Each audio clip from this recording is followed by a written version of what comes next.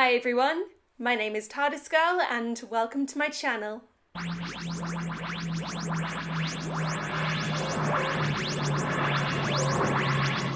Okay, his Dark Materials tag. You've all submitted some amazing questions, so why don't we get into it? Here we go.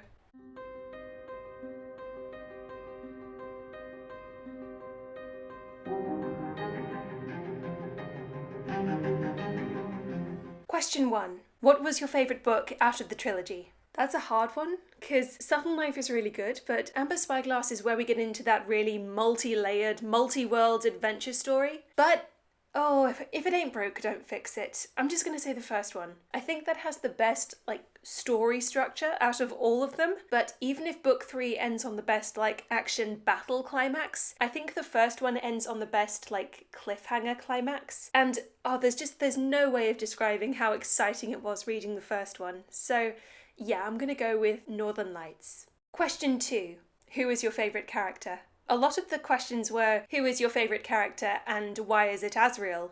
And yeah, Asriel is definitely my favourite character in the TV show, cause reasons. But I think Asriel is my favourite character because he was one of the first characters in literature who seriously challenged me. I was questioning his actions and questioning whether what he was doing was a good thing if it meant murdering a child. I kept questioning all the way up until the Amber Spyglass when his true plans are revealed. Even to this day, I'm still going back and forth on whether he's a protagonist or an antagonist or an anti-hero or a tragic figure or what. And I think a character that makes you think that much deserves a whole lot of recognition. Especially considering I was pondering over complex questions of good and evil when I was 8 years old. So that's why Asriel's my favourite character. Question 3. Who is your favourite character introduced in each book? Well, I've already put Lord Asriel as my favourite for Northern Lights, so I think I'm going to have to move on to my second favourite character and say Lyra. Lyra is just so different from the heroine that you expect in a typical young adult novel. I mean, she doesn't have too many redeeming qualities. She classes herself as unimaginative, she's arrogant, she's manipulative, she's brash, she's really quite naive in some places. Those make her intrinsically human. She's one of the most human protagonists that I've ever read in my life. On top of all that, her compassion and her sheer strength of will just make her an incredible role model. As far as characters introduced in book 2, definitely Mary Malone. She's just so much fun as a point of view character. And similar to Lyra using the alethiometer, if she's faced with a problem, she just works level-headedly to get it sorted. And I really admire her for that. As far as characters introduced in book 3, I think I'd say the Galavespians, the Chevalier Tialis and the Lady Salmakia. Their world and their culture and their personalities are just so interesting. I really like Tialis for his haughtiness. I think it's probably the best part of his character. But you really end up caring for them so much by the end of the story, which makes their ending all the more tragic. Question 4. Is there a character you fear or you dislike? The obvious choice would be to say Mrs. Coulter, seeing as she is one of the most terrifying villains in the whole series. But I've never cast her as a villain, and I don't think the TV show does either, considering all the character backstory they've created for her. She's more of a tortured, tragic figure in my books. But as far as straight villains go, Father MacPhail from the books is a truly terrifying villain. I've always been fascinated and horrified by any kind of zealot in any kind of book, like O'Brien from 1984 or Judge Frollo from The Hunchback of Notre Dame. Father MacPhail and his uncomplicated, sworn devotion to the Catholic Church and everything that means for Lyra and the world around her is really quite horrifying to me. So yeah, as far as characters I'm afraid of, it would definitely be him. Question 5. What is your dream casting for season 3? Well, this is all hypothetical, so I doubt they'd be able to get any of these actors. But my dream casting would be Rachel Weisz as the Lady Salmakia, Ewan McGregor as the Chevalier Tialis, Chiwetel Ejiofor as Lord Roke, Keith David as King Ogunwe, Tandy Newton as Madame Oxenteal, Toby Kebbell as Father Gomez, Alicia Vikander as the voice of Atal, and Michael Sheen for Metatron. I really hope they find a place for Michael Sheen in the third and final season, considering he's basically a part of the His Dark Materials fandom after narrating the 2 Book of Dust novels. So if I could cast him anywhere, he would definitely be Metatron, especially after the performance he pulled in the Sandman audiobook. Like I said, This is all dream casting, so it's never going to happen, but I hope it does. I mean, Tandy Newton especially, I think she'd be perfect for Madame Oxenteal, even if it's just a tiny role. Question 6. What is your favourite moment from each book? As far as the first one goes, that is really hard. I think I would say the conversation between Lyra and Lord Asriel, where they start talking about the nature of dust and how it connects to the Bible and the Church's religious teachings. That just feels like the most cleverly imagined part of the whole novel. And even though I love the climax, I'll always find that scene absolutely fascinating. As far as the second book goes, it would, it's tough to say, but it would definitely be Alamo Gulch. I mean, that last chapter is just so hard to get through, but Lee's final few pages are just captivating to read. And Hester's final words, oh God. And as far as the third book goes, I'm a sucker for big fantasy battles, so I love the entire few chapters that describe the battle that's going on in Lord Asriel's world. It feels like the Battle of Hogwarts. All these ancillary characters you've forgotten about coming together to form this massive fighting force. I love the scene where Lyra realises that Uric has joined the fray. I mean, oh, that's just so good. Question 7. What is your favourite episode from each series? For Series 1, no contest, it has to be the final episode. Every time I'm watching it, I'm spellbound. I love that episode so much. As far as Season 2 goes, I'd say my favourite would be Episode 5. It has some of the best character development for Mrs. Coulter, especially all the stuff about leaving her demon behind and encountering Mary Malone and realising what life is like in her world, really, compared to our world. And also it has that amazing scene between her and Lyra. Any time that Mrs. Coulter and Lyra are on screen together, we know that we're in for some good stuff. So yeah, I'd say Episode 5. Question 8. What is your favourite moment from each series? Well, it actually might surprise you, but I'm not going to say the final 10 minutes of Episode 8 of Series 1. I love the episode as a whole, but I'd say my favourite moment of Season 1 would be that conversation between Lyra and Mrs. Coulter just after Mrs. Coulter has rescued her from the Intercision Machine. I do think it's some of the best acting and the best dialogue of the entire series. I mean, I was just blown away by it when I first saw it. So yeah, that's probably my favourite scene or favourite moment. And as far as Season 2, I would definitely say the first reveal of the knife cutting through to the other world. I stupidly didn't film my reaction for it, but I was legit jumping up and down with excitement when Giacomo Paradisi was giving us the explanation. I was just so excited to see how they would take these abstract ideas and transform them into a TV show. Definitely my favourite moment. Question 9. What is your saddest moment from each TV series? I remember there were 2 specific moments in Season 1 where I actually couldn't watch. The first was definitely when Lyra goes into the Intercision Machine. I chose not to put my reaction for that on YouTube because it was just 5 minutes of crying noises, but I was covering my eyes and weeping during that scene because it was just so horrible. And then again, when Lyra confronted Lord Asriel in the second to last episode, I remember I wasn't able to look at my screen when I heard him screaming, "I did not send for you." I mean, that scene really hurt. I remember turning back just as he was noticing that Roger Parslow was there as well, and I was so haunted by the expression on his face, because the only way I could describe it would be like hungry. That facial expression sent chills up my spine. Those are my 2 saddest moments. And for Season 2, it's definitely got to be Alamo Gulch, doesn't it? I didn't cry as much as I thought I would when I saw it the first time, but that's the same with any time I watch something for the first time. So I just know on my second viewing I'm going to be weeping buckets of tears. Question 10.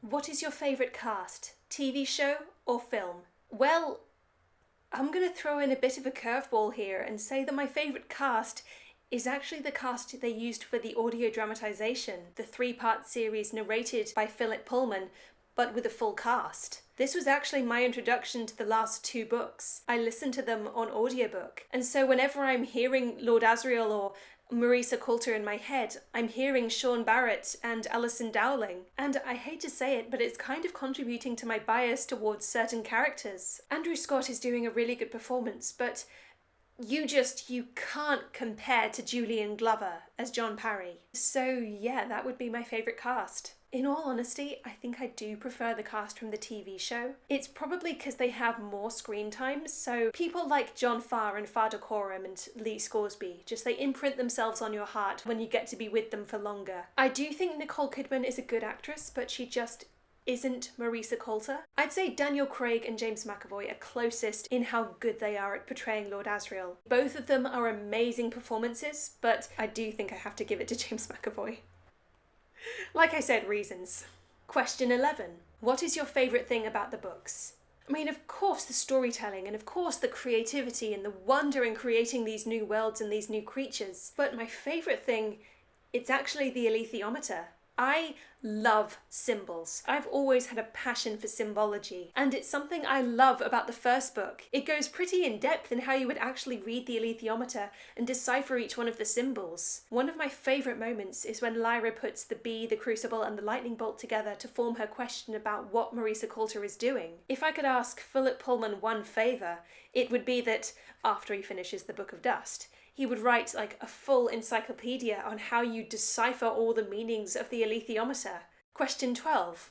What is your favourite thing about the movie? It would be the aesthetic. I really do like the 1950s style designs of the TV show, but the books also had a real sense of steampunk Victoriana to them. I do think a more realistic approach fits the tone of the TV show, but I prefer the look of the movie. Question 13. What do you think of La Belle Sauvage? I really loved it. I'd say out of the two books that we have in the Book of Dust series, it has the clearer story of the two of them. And I really like all the characters they introduced. Gerard Bonneville is definitely one of the most hateable villains of the series. And I love the way it brought back Farr Coram as a younger man so we could see him in his prime. My favourite scene in the whole book would definitely be when Malcolm meets Lord Asriel and gets him across to the cloisters and so he can meet Lyra as a child and say goodbye. I mean, oh, it's gorgeous. And of course it inspired the opening scene for his Dark Materials. So yeah, it's a really good scene. Question 14. What did you think of The Secret Commonwealth? This one is a little more complicated, as the book is a lot more complicated. I've read it through 2 times and I'm still a little unsure about what's going on. I do really like how it evolves Lyra's character and the rift between her and Pan. I just think it can go all over the place with just too many characters at some points, and too much being thrown at the wall to see what sticks. Some elements of the book are fascinating, especially all the cerebral arguments about whether demons exist or not, and the idea of there being a market for demons. I think that would definitely be my favourite part of the story. I haven't had a chance to listen to it yet, but when I get to the audiobook narrated by Michael Sheen, I think I'll have a better idea. And as far as ending on a cliffhanger, by the time I got to The Subtle Knife, the Amber Spyglass was already out, so I could instantly read the next one. This is how it must have felt for people putting down The Subtle Knife and thinking, okay, what's going to happen next? So this is my experience on ending on a cliffhanger, and it's painful. It's really painful. Question 15. What are your theories for the 3rd Book of Dust? I don't know. Honestly, I don't know. I have no idea where the story could be going. Obviously something with Pan and Lyra reuniting, and obviously something with the roses, but I just don't know.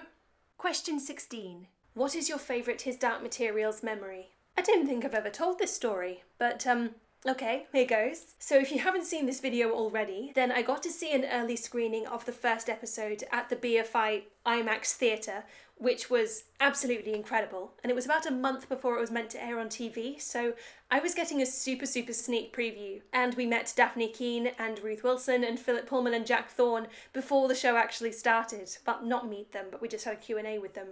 So I booked, I think I've already mentioned this, but I got the very last ticket when the website opened. I mean, it was one of the most nerve-wracking moments of my life, but I got the last ticket. I left like 20 minutes before my scheduled time for actually getting to the BFI, because I'm the sort of person that arrives 20 minutes early for anything. I got on the tube and the tube stopped. I don't know whether it broke down or whether there was a problem with the line, but the tube stopped for a full half hour. I was panicking. I was even leaving the tube station and trying to catch an Uber from the road, but the Ubers kept cancelling because I didn't know where I was, and I was just thinking, I've got to get there. I've got to get there somehow. And so eventually the train started again, and I got to Waterloo Station, and I couldn't find the BFI. I was running as fast as I could down the streets, trying to find the theatre. And have you ever tried running on cobblestone streets in heels? It's one of the hardest experiences you'll ever have, and one of the most painful. So I get there, I'm sweating, I'm boiling hot, my heels are ruined, like my heels are fully ruined. And they say that, oh, you've got 5 minutes before it starts, the movie theatre's over there, and they point to the next street. So I run to that one there, I get in my seat, I sit down, and it starts. I was still able to get in, but another 10 minutes and I think I wouldn't have been allowed in. So I missed it by a whisker. I had such a good time. I adored the first episode. That's my favourite His Dark Materials memory. Question 17. What would your demon be? I don't know. My Patronus is a lynx, so I guess it would be a lynx. Or some sort of cat, or maybe an otter or a ferret or something. I'd like my demon to be something big and furry and cuddly and cute. Question 18. What was your introduction to His Dark Materials? I was around 8 years old, I suppose. For Christmas, my grandparents got me like the visual diary of the movie of The Golden Compass. I'd never seen the movie, I'd never encountered the books, and I read through that and I was transfixed. I was absolutely transfixed by the world. So for my birthday, I got that very box set right there. I remember reading the first one on the bus home from a school camp, and I remember getting to the end and being horrified when Ulrich Bernison plucked the steaming heart of Joffe Ragnarsson and ate it in front of all the bears, and being traumatized when Roger died. And I just had the best time reading it. And it took me a little while to get through The Subtle Knife. I think that one is a little bit more cerebral and philosophical, and I was only 8 years old. So I gave it a few months and I listened to the 2 audiobooks and I loved them. I love this series and I love the audiobooks. So yeah, that's how I got into His Dark Materials. Question 19. For someone who's never read His Dark Materials, what would you recommend about the series? When I think of the word adventure novel, like this is the first thing I think of. Like this book is an adventure. It's a nerve-wracking adventure across multiple worlds with fantastical creatures, strange monsters, incredible characters, but also, like some of the best kids' books, it has so many incredible ideas in it and concepts that will make you question the world around you. In fact, it's a book that makes you ask questions, and I really respect kids' media that does this. And this was by far the question I got the most. Question 20. What are your expectations for season 3?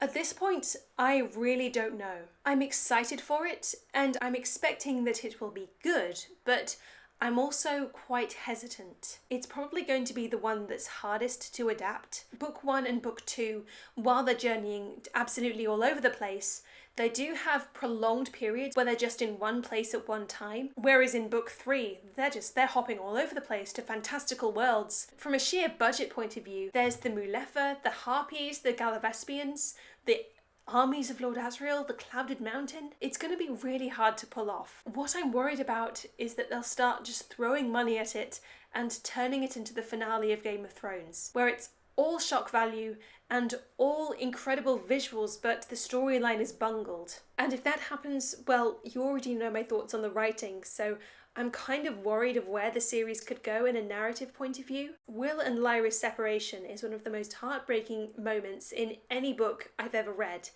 and I kind of don't want it to be just more wooden storytelling the same as in season 2. So I'm hesitant, I'm worried, but I'm also expectant, and I try to be positive, so I keep thinking Series 1 was incredible, Series 2 was good, so Season 3 should at least be good. Those are my thoughts. I don't want to get too worried about it, because I know I'll just end up worrying for the next year and a half. There are definitely good things we can look forward to, but who knows where it's going to go. Either way, it's going to give me more Marisa Coulter, and it's going to give me more Lord Asriel, so I'm excited for that. So thank you very much for all your questions and for watching this massive His Dark Materials tag. I hope you enjoyed it, and feel free to let me know your opinions for Season 3 down in the comments below. I'm interested to see what we all think as a fandom. Thank you again for watching, please subscribe, and I'll see you soon. Bye!